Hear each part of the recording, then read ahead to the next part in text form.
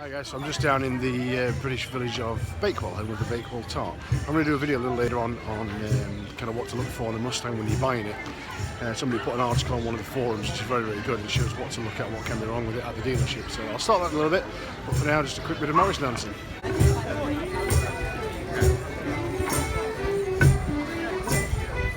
More importantly, fish and chips. So we're camping, we are. Well, we've got a good set of caravan. And about 3-4 cards. Calling that a win.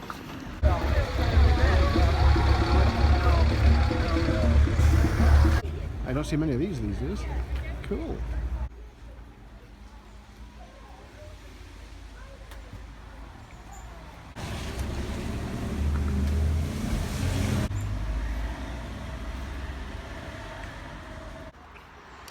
So that's not how I like my car to look. It's normally spotless, but I've been at work all week and it is hanging. So I'm going to do this video in a second about the PDI, how to check what to check when you're going to buy it. But first I'm going to give it a quick clean. I'll not bore you with that, we'll just get it done. So I had to just pause and laugh while washing it then. There was a kid drove past in a Civic Type R and then he reversed back up the road to have a look and give me a thumbs up on the car. So yeah, it's cool. So a slight change of plan. My little girl wouldn't let me wash the car, she refused to nap, so yeah, you can probably see her with the hand car wash, but they'll do a better job I'm sure. They'll get the wheels up better than I will. In other news, the car's now got 1147 miles on it, so it's adding up, and as you can see the MPG wise, 301 miles, average 25.8. Mostly motorway miles, well probably 70% motorway miles, and then some running around town and a couple of quick fun blasts. So not bad. Yeah, I'm not sure washing in this rain was the best idea. Oh well, here's the hookup.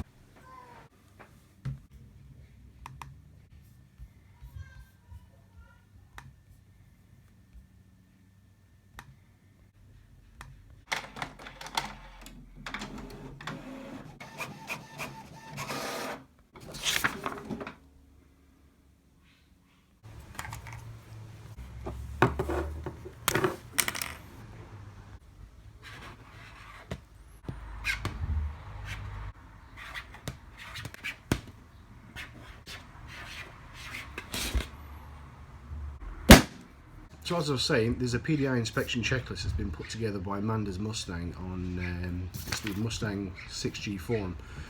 Basically, it's when you pick up your car, things to check that the dealership might have done right or done wrong, and just to make sure that you're 100% happy with how it should be. A couple of things people are talking about mainly is the bonnet alignments, boot alignment gaps can be incorrect, underspraying, stuff like that. So there's the list again. If you want to pause, you can check it over, you can print it off.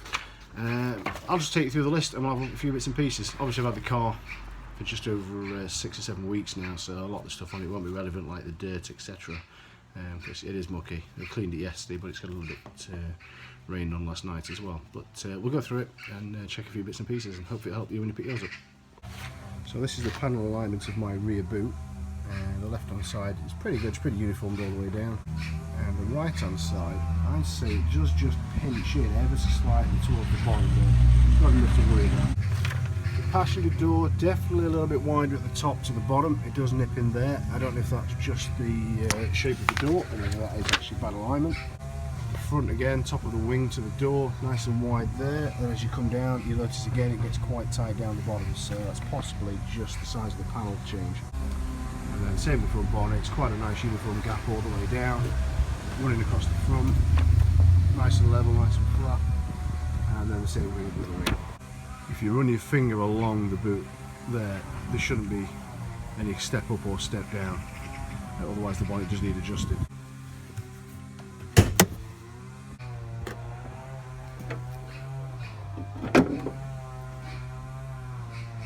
I've just opened the bonnet up because one of the things mentioned is how high you have to drop it to close the bonnet. Some people are saying you have to drop from about 4 foot, others are saying it should only be about 12 inches. I tend to find mine's probably about 12 to 16 inches, gives it a good slam down, because you don't want to be pushing down on the bonnet obviously to damage it and put any creases in it.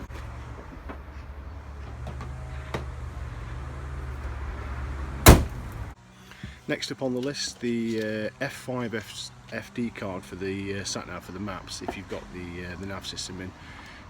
Some have been coming with the F4 that were built earlier, but they should now have the F5 in there. Obviously this is when this video is made, it could be F6 or later by the time you get yours, or the upgrade to the Sync 3 system, could be something again altogether, but currently looking for F5, so let's have a look. So it's located in the armrest, there you've got the SD, pop that out, and we've got the F5, good, pop that back in again, that's it. Rear window alignment not shaking, I've not noticed any shaking on the window, so I'm going to tip that as good. Bonnet pinch, centre of bonnet is pinched. I'm not 100% sure what that means, but I've not noticed anything wrong with the bonnet. Underspray in the correct places, not haphazardly done. The underspray is absolutely atrocious on my car. When I put the exhaust on, if you've watched my Roush fitting video, you'll see the underside of the car, and I've got a 1-year-old little girl. If I'd given her half a can of underspray and told her to go nuts, she'd have done a better job than they did on this. So it's something I'm looking at getting done independently. I've had quotes around 400 quid to have it done properly. That includes taking the wheels off, taking the liners off the arches, dropping the exhaust, the prop shaft, you know, so a proper job, so I think that's worth doing. Next on the list, wiring loom fix input, heat resistor on loom. Important, if it's not done, arrange your dealer to order the parts and do it immediately. GT only again, so there's a heat resistor on the wiring loom. Let's go and have a look at the bonnet again. I'm not sure which part of the wiring loom we're talking around, but this is obviously coming out of the main computer system here, and there is quite a lot of shrouding around this, and various other bits and pieces are all shrouded. So there's nothing that's jumping off the page as wrong. But I think again what I'll do, I'll look at that a little closer and get some further information on that one, but I'm pretty happy for now. Alright, next tyre pressures in the car for that. Let's give it a try. By not pressing the clutch and just hitting the start, that'll turn on all the accessory power, so we should be able to check it out. Alright, let's have a look. Engine info, tyre pressures, first menu, brilliant. 31, 31, 31, 32. Obviously you're always going to get a slight difference depending on the temperature of the tyre. I think it was 32 when I picked it up, and it rises to around 35 when I'm driving, getting the tyres warm, so yeah, that's good. Next, delivery mileage, mine had I think 18.5, 18.8 when I got it, so that's about right. Number plates, how you fix them on, whether you stick them on, whether you glue them on, whether you use the actual holder. I opted for the holder. The dealer wouldn't fit my plates because they're show plates, so I ended up with a set of standard plates, got away from the dealership and then put mine on when I got back to the house. Swirls, spiderwebs, paint stuff basically, clear repaired. I had a good look around mine, I was happy with it. Unfortunately I did put a light scratch on the bonnet the first time I cleaned it, just by accidentally with a zip, but it will polish out, it will teak it out. I've had a light go at it, but I've not done it yet, but it's only a very, very minor scratch. Scratches or marks on anything interior wise, that was pretty spot on. Correct extras added to the car. That's a good reminder because this wasn't actually my car, this was supposed to be the owner of the GK Ford groups. They cocked my order up, as I said in the previous video. So I ended up with his, but what I did get was the black roof, which I hadn't ordered with mine. I didn't know it was an option, so I'm pretty happy. You know, it's not exactly right, but I can change the bits that I wanted very easily. I couldn't have added the black roof as easy, so that works out quite well. I do really, really like the contrast between the two, so what I'm going to do at a later date is change the mirrors to match the roof. I'm going to have those gloss black as well. Next on the list is financing. Read the small print. I did mine through my bank privately because the dealership was offering terrible APRs on the Mustang. Which is a real shame because they offer a lot better stuff on the other models. They just wouldn't do it on the Mustang. It's kind of take it or leave it deal. So I decided to leave it and went with Yorkshire Bank in the end, and they got me a good rate. Correct price. Again, there's been a price increase. Mine was a bit of a backwards and forwards, but I got the correct price. And then any pre-arrangements with the dealer that to be carried out specific to the individual. There wasn't any with mine. It was just a straightforward car, so that worked out well. Spare tyre kit in the boot. I've not actually checked that, so let's have a look.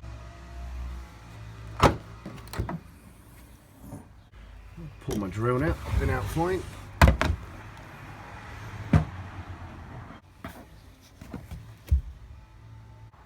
I assume that doesn't come with it. I must have gained some bungee cords. That's cool.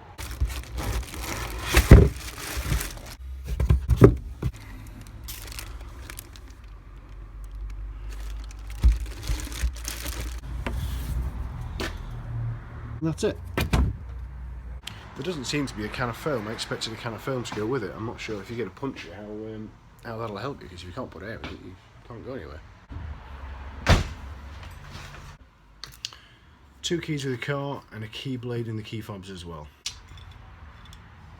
I've got the keys. It's my birthday today, so I stopped and got some cake on the way. Happy birthday to me. There's my main key, there's my spare key, and there's the little blade key. There's also a little piece of paper that comes with it with a code on the other side. I took it off purposely because I don't know if someone could take that code and steal my car, but there you go. Gear shifter doesn't make noises. Might have to mention to this to your dealer so they're aware beforehand. Well, it makes noises when you put it in gear. I'm not too sure on that one, but there's nothing wrong with mine as far as I know. No dodgy paintwork, bubbles, silicone on the paint, that was grand. No dents anywhere, that was grand. No dirt anywhere. It's a bit late now, but yeah, no, it was clean. Proper sink installed. Sink 3 is the one that's coming on the newer cars. Mine's got sink 2. Check operation of all lights. That's pretty much a standard thing you should do every morning before you drive anyway. Nobody ever does, but yeah, lights work fine. Check oil levels, water and brake fluid. I didn't do it. It's always good to check. Ask if they can put the car on a ramp to check steering, suspension and brakes. No, I wanted to drive it. I wanted to get in and go. So if you want to do that, grand. Individual tonneau caps for the convertibles. Check mirrors are operational and fold properly. They are different. The left one doesn't fold as much as the right hand side one. I think that's the right way I'm thinking. It's a US thing and they haven't changed it for the UK cars basically. I think just a little bit of lazy on the design front there, but no, the left one definitely doesn't fold in as much as the right one does. As well, the adjustment doesn't come in as far, so I'm at the max adjustment I can do, kind of toe in. I can't go any further. I'd like to go a little bit further, but it's enough to live with, so I'm not worrying about it. Leather trim of seats and other parts as per the post that's listed there. If you've paused the video and look at the list, you'll see the post. You can go ahead and look at that. My leather trim seemed fine. Engine coolant levels, that's grand. Locking wheel nuts fitted. Let's have a look. Yeah, locking wheel nut there. That should mean I've got a key for it.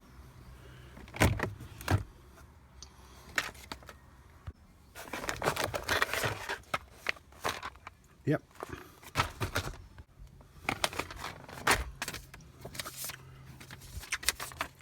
They're going to be next week's winning lottery numbers. Take note. Trunk boot light functioning. I think that's a big tick. And check service book for warranty stamp and PDI.